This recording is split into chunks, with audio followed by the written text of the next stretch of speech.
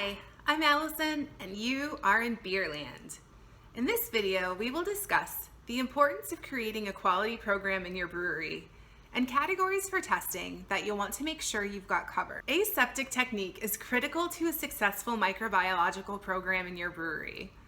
Make sure that gloves in work areas are decontaminated with a disinfectant solution. All vessels, transfer tools, and liquids used must be sterilized. The airspace must be kept clean from fallout and drafts minimized. Create a sampling schedule based on your production schedule that tests at each point in the brewing process, beginning with water supply and ending with the packaged products.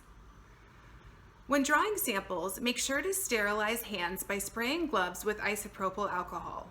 Sterilize the sample port with isopropyl alcohol and flame. Use a sterile vessel for sample collection and be sure to uncap just prior to collecting and recap immediately after.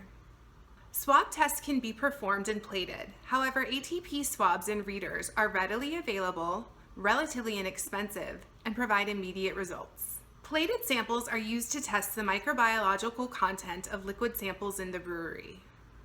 It is important when plating samples that plates do not become contaminated.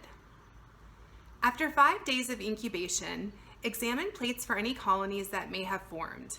Cell counts and proper pitch rates are critical to yeast management in the craft brewery. As the mechanism responsible for the ethanol creation, it's best to keep your yeasts happy and healthy. Conducting cell counts and calculating pitch rates for every brew will go a long way in determining the quality of your beers. When harvesting yeast, it is best to reuse yeast promptly. Run off yeast from the bottom of the cone until the consistency looks good. Take a sample to calculate density, viability, and quantity. Harvest yeast under closed conditions into a sterilized vessel and repitch as soon as possible.